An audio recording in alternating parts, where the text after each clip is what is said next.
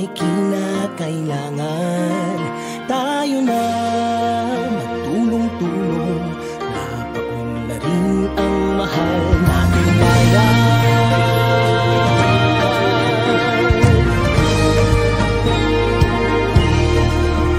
Panahon na magbabago, at iayos ang mga dapat ayusin. Dapat na maging tungkulin ng bawat mamamayan dito sa atin. Ng pagbabago patungo sa pag-asenso, magsikap ng mabuti at ng guminhawa tayo.